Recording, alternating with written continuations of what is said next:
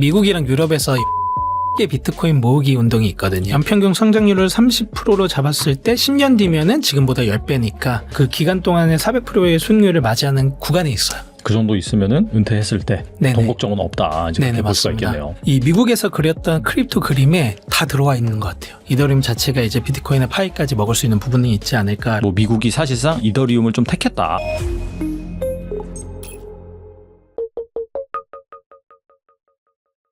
주식, 암호화폐, ETF까지 원픽 리포트. 그리고 가상화폐 투자로 유명한 돈나무 언니, 그 캐시우드 아크 인베스트먼트 CEO가 비트코인 강세 전망을 일부 좀 수정을 했습니다.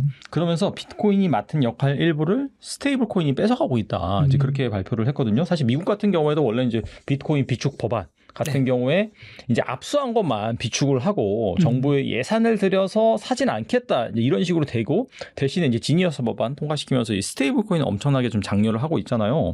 그렇다면 이 스테이블 코인이 비트코인을 대체할 수 있는 새로운 축, 이렇게 된다고 볼 수 있는 건가요? 우선 그 돈나무 언니 같은 경우는 이더리움 되게 좋게 보시거든요. 비트마인도 투자하고 있고요. 그래서 이더리움 생태계를 좀 키우는 데 같이 참여하고 있다라고 보면 좋을 것 같고, 요 얘기를 하고 나서 그 스트레이티지 마이클 세일러가 얘기하긴 했었어요. 그거는 좀 이제 다르게 봐야 된다.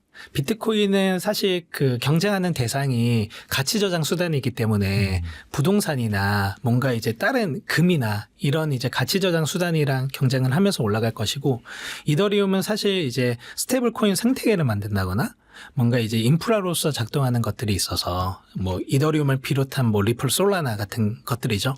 그래서 그렇게 얘기를 했었고요.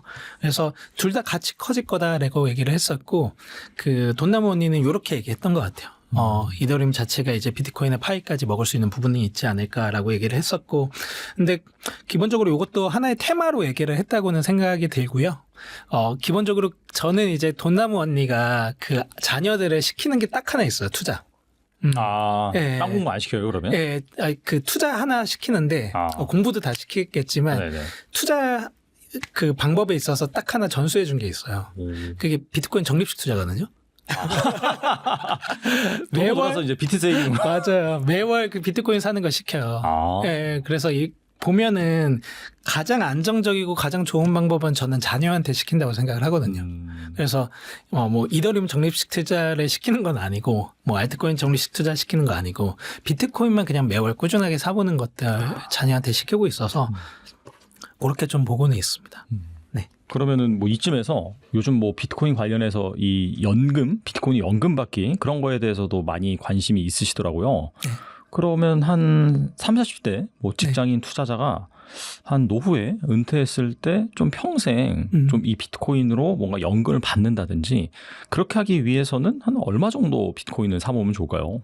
퇴직연금 노후 설계 컨텐츠가 최근에 되게 많이 뜨는 것 같아요. 저희 이장우 대표님도 유튜브 하면서 그 컨텐츠 저희가 이제 만들어서 하고 있는데 좀 이제 많이 봐주시는 것 같고, 그 네이버에 비트 세이빙 계산기라고 하면은 저희 은퇴 설계 계산기가 나옵니다. 아, 그래요? 예, 그래서 내 나이를 집어넣고 내가 이제 은퇴하고 싶은 나이를 집어넣고 이때를 기준으로 해서 내가 비트코인 몇 개 정도 모으면 되냐라는 얘기고, 현재 이제 내가 그 가구에서 지출이 한 $2,000라고 잡고요. 그리고 연평균 이제 인플레이션을 한 2.5% 정도로 반영을 할 때, 그리고 비트코인의 연평균 CAGR을 연평균 상승률을 25% 정도로 잡았을 때, 내가 한 25살인데 50살에 은퇴한다고 하면 몇 개 정도 필요할까요? 20살인데 50개, 50살에, 네, 25살인데 50살에 은퇴한다. 근데 이건 너무 이게 계산을 좀 많이 해야 돼. 그렇죠. 네, 많이 해야 근데 돼요. 이게 네. 저도 되게 그냥 직관적으로 최근에 이제 미국이랑 유럽에서 0.21개 비트코인 모으기 운동이 있거든요. 0.21개요? 0.1개.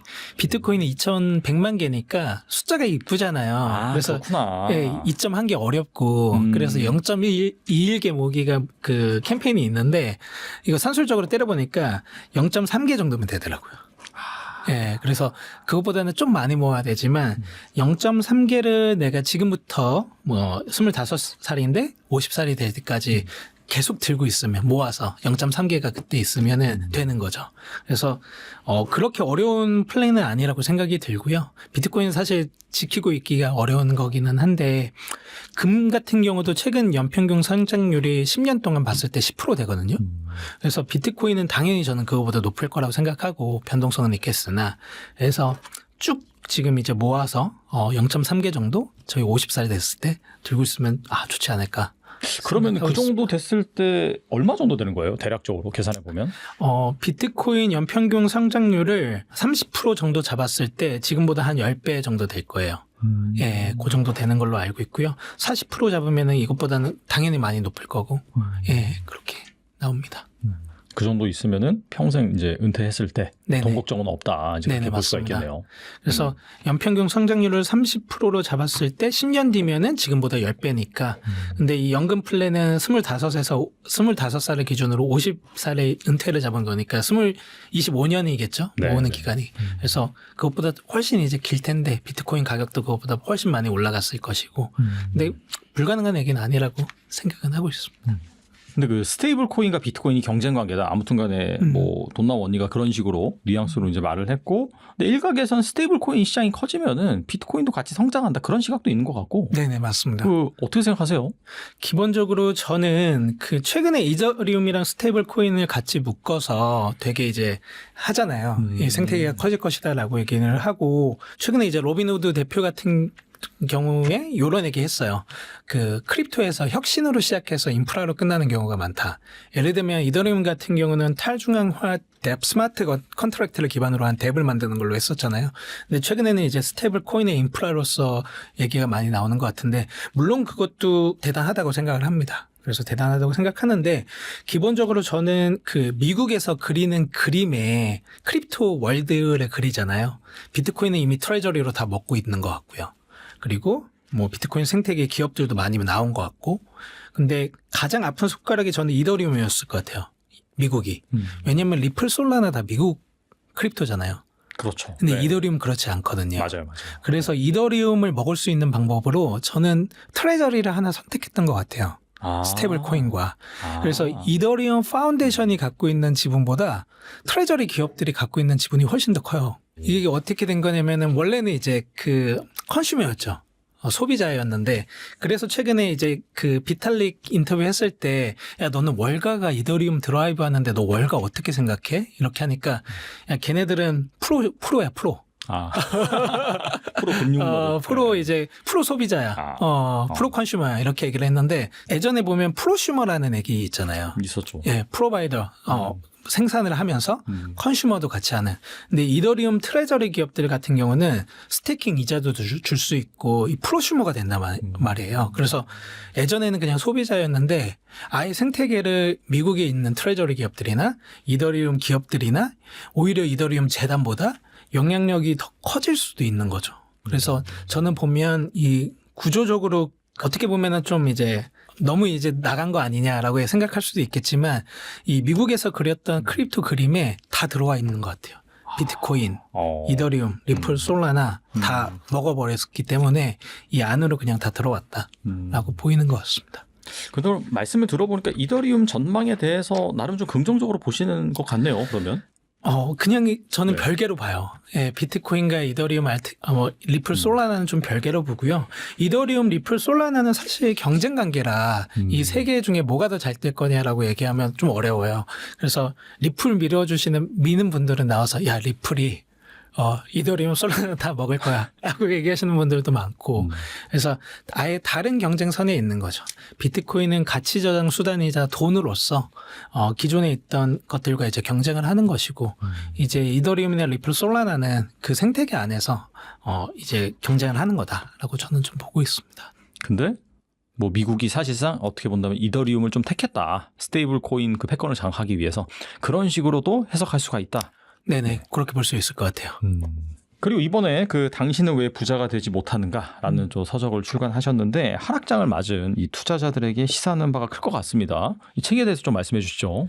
이 책은 제가 그 기존에 땡스가 포 비트코인이라 그래서 그 지미송 님이랑 그리고 다른 이제 비트코이너 분들이 같이 쓴 책이 있어요. 그래서 그거 이제 번역해서 한국에 소개했었는데 당신은 왜 부자가 되지 못하는가는 지미송 그 한 분이 그냥 쓰신 책이거든요. 한국에서 되게 유명하신 이제 글로벌리 가장 되게 유명하신 비트코이너고 최근 엘살바도르의 국빈으로 또 초대받아가지고 엘살바도르 대통령이랑 또 자리도 하시고 그렇게 했었습니다. 그래서 좀 이제 된 책이지만 저도 이제 읽어봤는데 되게 좋아요.